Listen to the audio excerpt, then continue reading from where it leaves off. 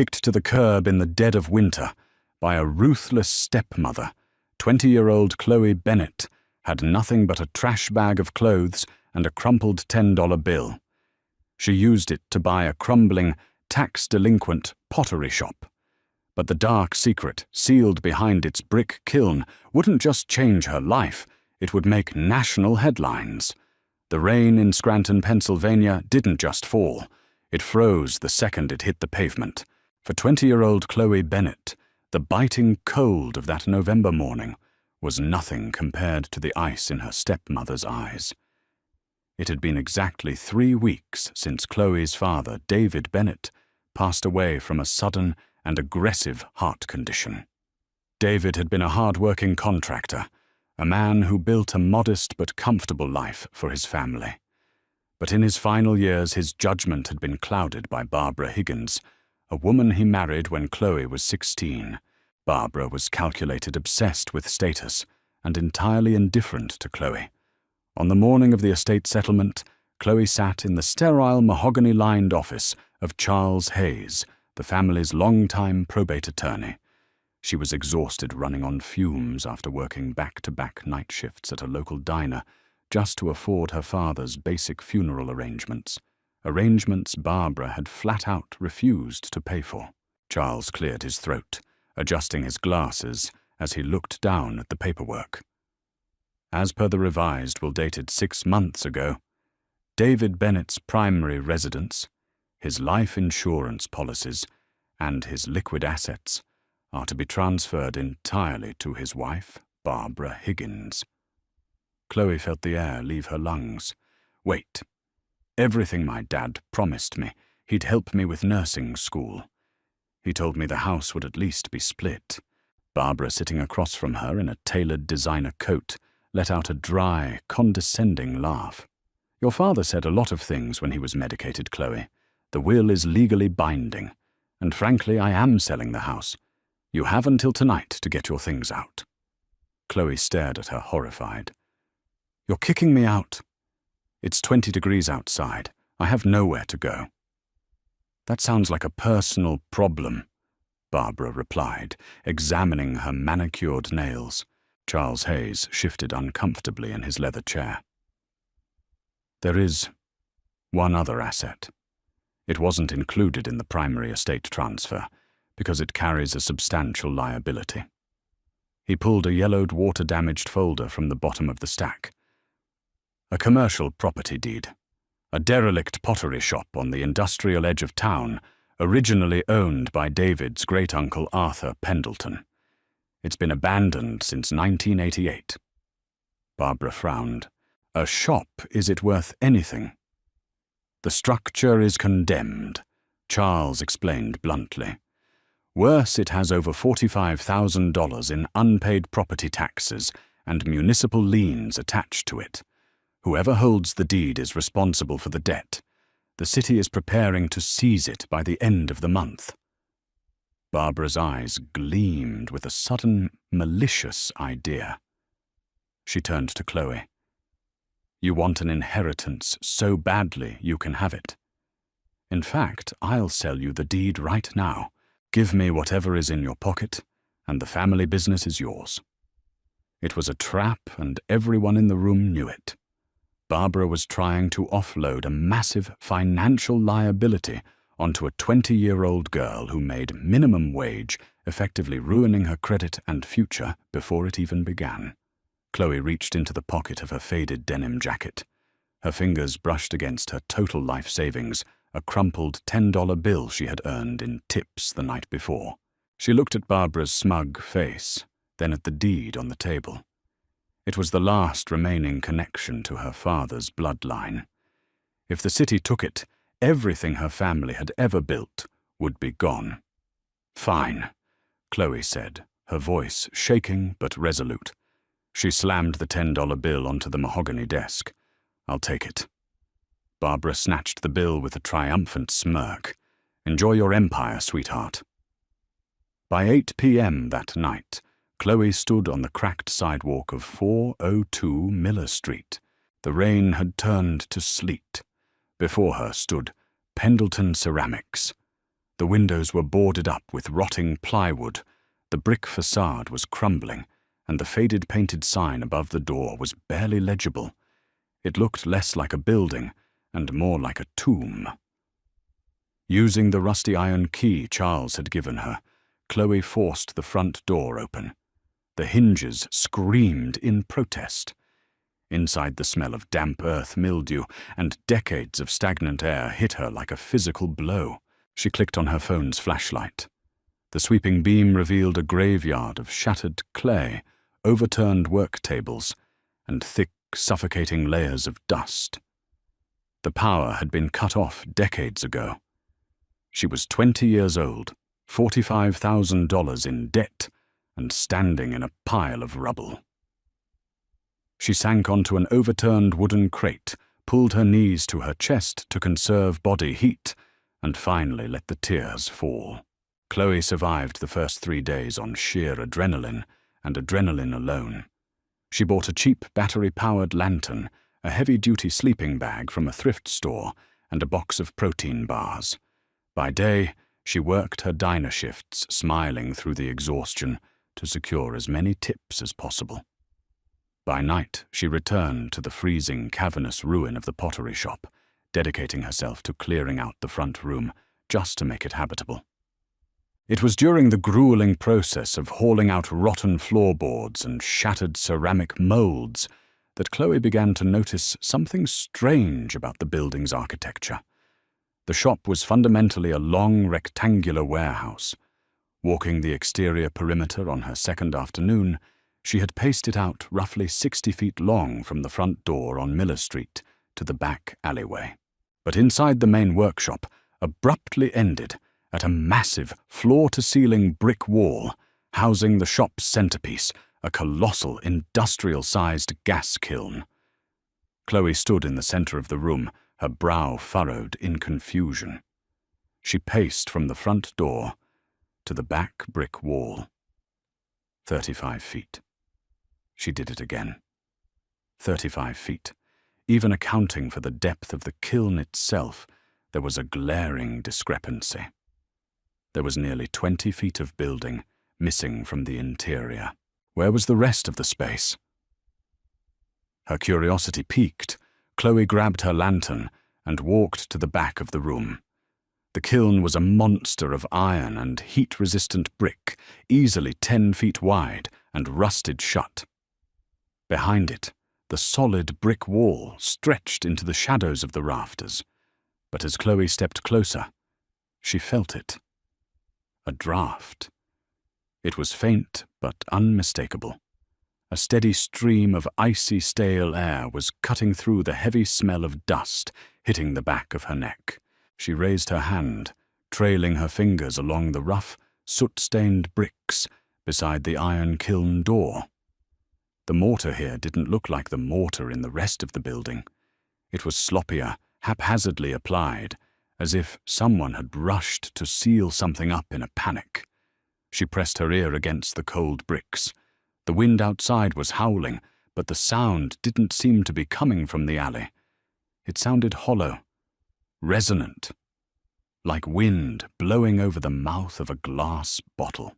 There's a room back there.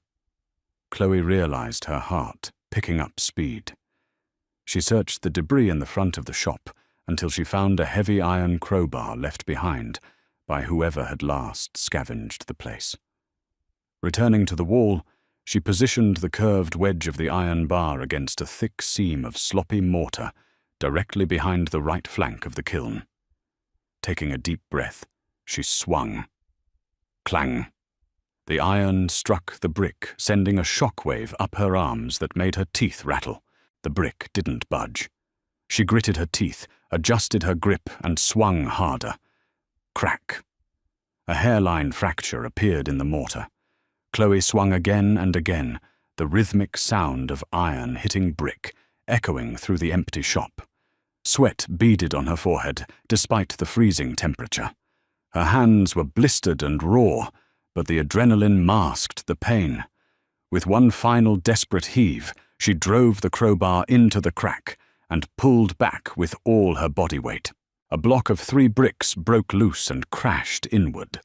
A rush of freezing, shockingly foul air poured out of the dark hole, carrying the distinct scent of dried wax, old paper, and something distinctly metallic. Chloe choked, coughing, as the centuries-old dust filled her lungs. She grabbed her lantern and shined it through the jagged hole.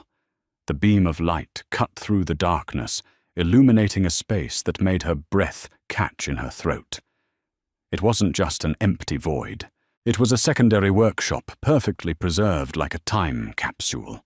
Feverishly, Chloe knocked away more bricks until the hole was wide enough to squeeze through. She tore her jacket on the jagged masonry as she pushed herself into the hidden room. The air was heavy, almost suffocating. Chloe lifted the lantern. The walls here were lined with heavy steel shelving, completely different from the rotting wood in the front room. On the shelves sat dozens of ordinary, unglazed clay pots. They were uniform, sealed tightly with thick layers of hardened beeswax. But it was what sat in the center of the room that made Chloe freeze. Resting on a heavy oak table was a massive, vintage Mosler iron safe, its dial covered in a thick layer of dust. Next to it lay a large, leather-bound ledger. Chloe approached the table, her hands trembling. She wiped the dust off the ledger's cover. In faded gold leaf it read, Pendleton Imports and Acquisitions, 1928. She opened the book. The pages were filled with meticulous handwritten entries, but they weren't records of pottery sales. They were manifests. October 14th, 1929, secured transport of 400 ounces from Philadelphia Reserve, stored in Kiln room. Total weight accounted. November 3rd, 1930. Transfer complete. Customs bypassed. Total inventory valuation, $4.2 million. Chloe's eyes widened.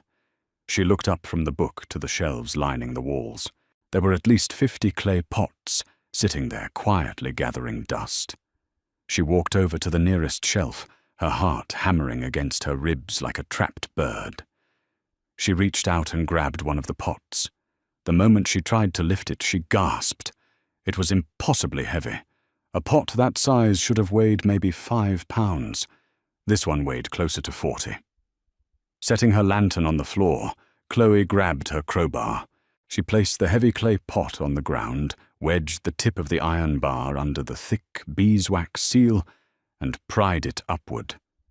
The wax, brittle from decades of cold, snapped off in large chunks.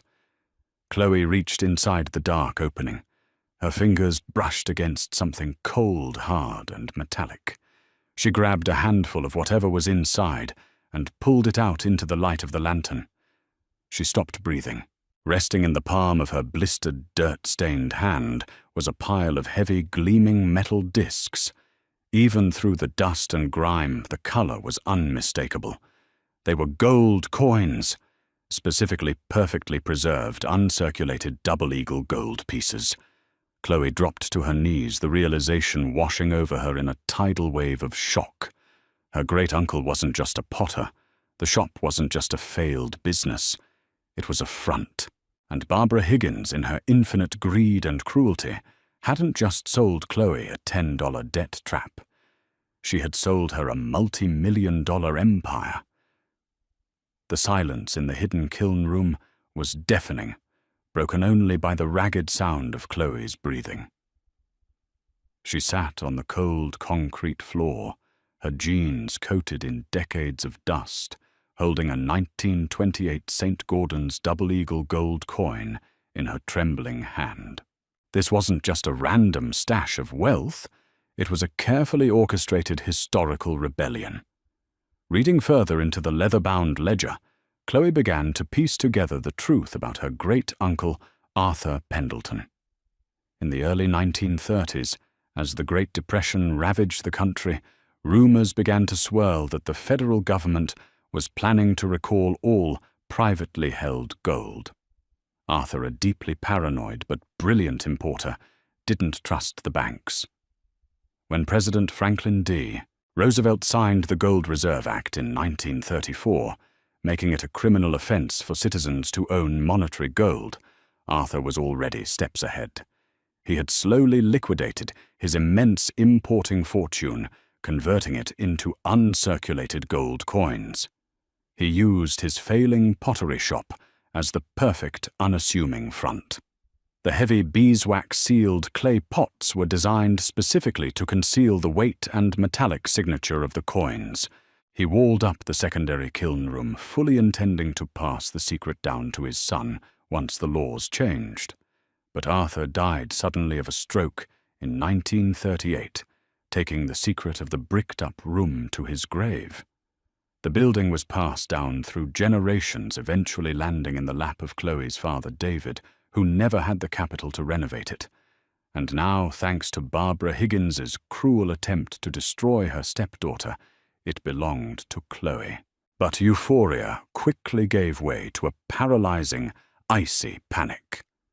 The tax lien. Chloe checked her phone. It was November 18th.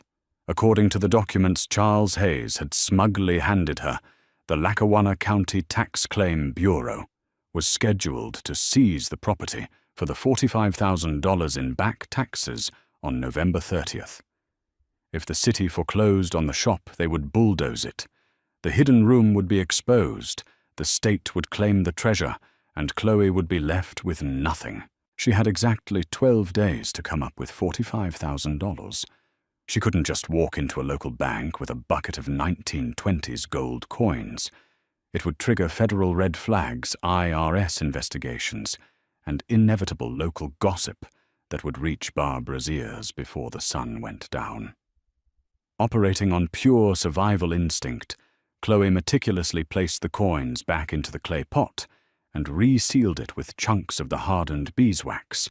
She squeezed back through the jagged hole in the wall and spent the next 3 hours carefully stacking the loose bricks back into the opening, disguising the fracture with soot and dragging heavy bags of hardened, ruined clay in front of the wall. The next morning, Chloe called out sick from the diner. She slipped 3 of the double eagles into a velvet pouch, wrapped them in a thick pair of wool socks, and boarded a Greyhound bus to New York City. Her destination was the Diamond District in Manhattan, a chaotic high-security ecosystem where discretion was the currency of choice. She walked into the heavily guarded office of Kensington and Vance Numismatics, a premier private coin appraisal firm, looking entirely out of place in her thrift store jacket and worn-out boots. The senior appraiser, an older man named Thomas Arrington, initially looked at her with polite dismissiveness. But the moment Chloe unrolled the wool socks and placed the 3 heavy gold pieces on his velvet mat, the atmosphere in the room shifted. Thomas adjusted his jeweler's loop, his hands suddenly perfectly still. "Where on earth did you get these?" he murmured. "Family inheritance," Chloe lied smoothly, her heart pounding. "I need to liquidate them today. Quietly. Are they worth melt value?" Thomas looked up at her, a mixture of awe and professional calculation in his eyes. "Miss Bennet, standard gold melt value for an ounce is roughly $2,000. But these are pristine, uncirculated 1928 St. Gordon's double eagles. They are numismatic anomalies. At a private auction, these command upwards of $3,000 to $4,000 apiece." He offered her a direct, no-questions-asked cash buyout of $10,500 for the 3 coins. Chloe took the deal. She left New York with a cashier's check tucked securely against her ribs, but she knew it wasn't enough to clear the $45,000 lien. She needed professional legal help to safely extract and legitimize the rest of the hoard before the deadline. Using a portion of her new funds, Chloe retained the services of Gregory Finch, a bulldog of an asset protection attorney based out of Philadelphia. When Chloe sat in his office and showed him photographs of the ledger, the kiln room, and the remaining 50 pots, Finch nearly choked on his coffee. "We are looking at an estate valuation, north of $7 million, Finch said, wiping his brow. But you're right to be terrified. If we don't pay that municipal lien in 9 days, you lose the deed. And if your stepmother catches wind of this before we lock down the asset structure, she will drag you into a probate war that could last a decade. Under Finch's swift direction, they executed a daring maneuver. Finch took 10 more coins to a private network of trusted high-end collectors, liquidating them for exactly $38,000. On the morning of November 28th, 48 hours before the county seizure, Chloe walked into the Lackawanna County Tax Claim Bureau. She was exhausted, terrified, but holding her head high. She approached the clerk's desk and slid a certified bank draft for $45,000 across the counter. I'm here to clear the delinquent taxes on the Pendleton property at 402 Miller Street, Chloe said. The clerk blinked, stamped the paperwork, and handed Chloe the clearance receipt. The deed was officially permanently hers. The trap Barbara had set was dismantled. But in a small town like Scranton, money always leaves a sound wave, and it didn't take long for the echo to reach Barbara Higgins. Barbara had spent the last 2 weeks basking in the glow of her newly inherited grief. She had already listed David's house on the market, anticipating a lucrative payout that would fund her planned relocation to Florida. She had completely forgotten about Chloe, assuming her stepdaughter was freezing in an alleyway or drowning in municipal debt. That illusion shattered on a Tuesday afternoon when Barbara's probate lawyer, Charles Hayes, called her in a panic. "Barbara," Charles said, his voice tight. "I just got off the phone with a contact at the county office. Chloe Bennett just cleared the $45,000 lien on the Miller Street property. In full. With a certified bank draft." Barbara dropped her wine glass, the crystal shattering against the hardwood floor. "That's impossible. She didn't have a dime to her name. Where did she get that kind of money?" "I don't know," Charles replied grimly. "But she also pulled municipal permits yesterday to install a commercial security system, steel doors, and 24/7 private surveillance on the property. Greed is a powerful, blinding force." Barbara immediately realized she had made a catastrophic error. If Chloe had found something of immense value inside that dilapidated shop, Barbara wanted it back. The very next morning, Barbara drove her luxury SUV down to Miller Street. She fully expected to bully her way inside and demand answers. But when she arrived, the rotting plywood was gone. In its place were heavy-duty steel construction barriers and 2 burly private security guards standing by a newly reinforced steel door. "Excuse me," Barbara barked, marching up to the guards. "I am the executor of the Bennett estate. I need access to this building immediately." One of the guards held up a hand. "Private property, ma'am. You're trespassing." Furious, Barbara instructed Charles Hayes to file an emergency injunction to void the $10 deed transfer. She claimed in her legal filings that she was under severe emotional distress during the signing, and that Chloe had fraudulently concealed assets belonging to the primary estate. 2 weeks later, the parties met in a highly charged mediation room at the county courthouse. Barbara sat across the table, glaring daggers at Chloe, who sat calmly beside Gregory Finch, wearing a sharp, tailored suit, a far cry from the faded denim jacket she had worn just a month prior. "This is incredibly simple," Charles Hayes argued, adjusting his tie nervously. "Any physical currency antiques or high-value items found within the Miller Street property are legally considered undiscovered liquid assets of David Bennett. According to his will, all liquid assets belong to his widow, Mrs. Higgins. The shop's deed only covered the land and the structure." Gregory Finch smiled. It was the smile of a wolf who had just cornered a rabbit.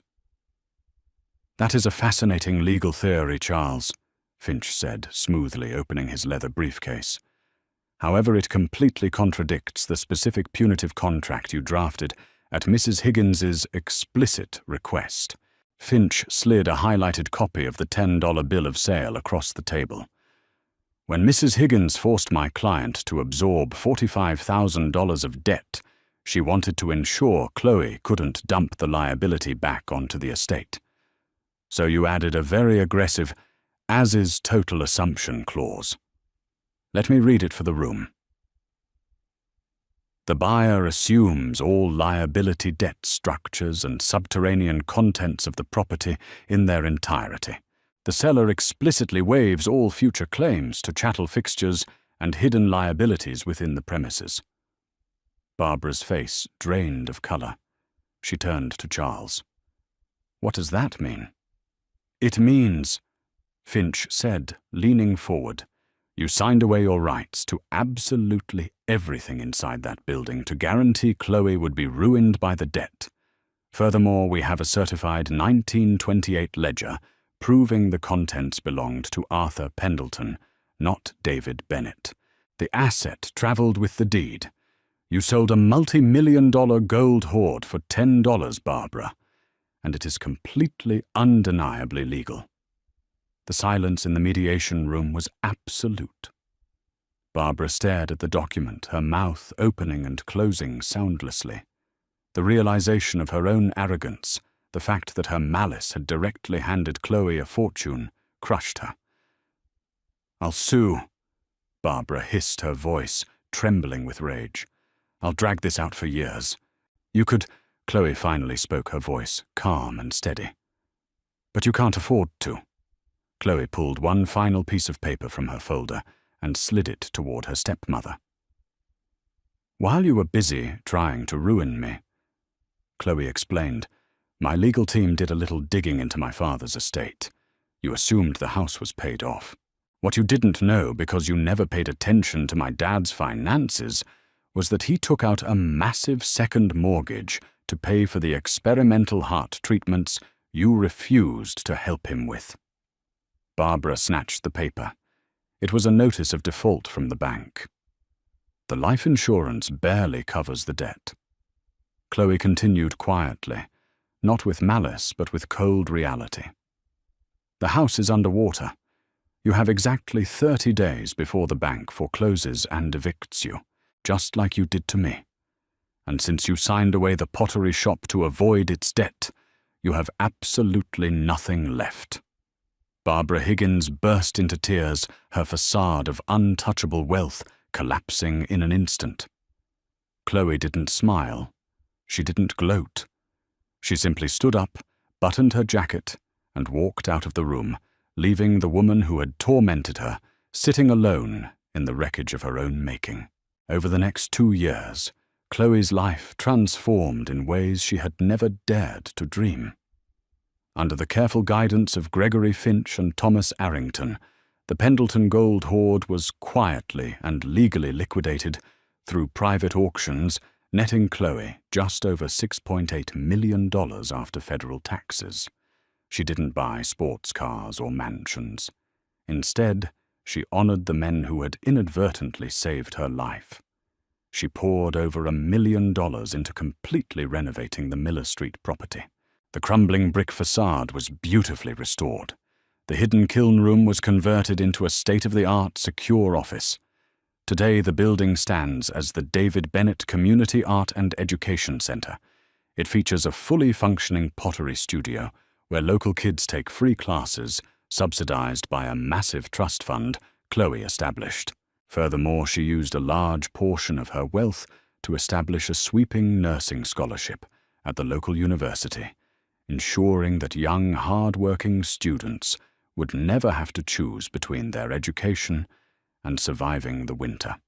Chloe Bennett, the girl who was thrown out into the freezing rain with only $10 to her name, had not only survived the ultimate betrayal, she had rebuilt her family's legacy from the dust up, proving that sometimes the greatest treasures aren't just found in hidden vaults. They are forged in the fires of resilience. Wow, talk about the ultimate karma. Chloe turned a $10 trap into a multi-million-dollar empire and left her wicked stepmother with nothing but a pile of debt. What would you have done if you found a secret room full of gold in an abandoned building? Let me know in the comments below. If you loved this story of epic revenge and real-life treasure, hit that like button, share it with your friends, and don't forget to subscribe for more incredible stories every week.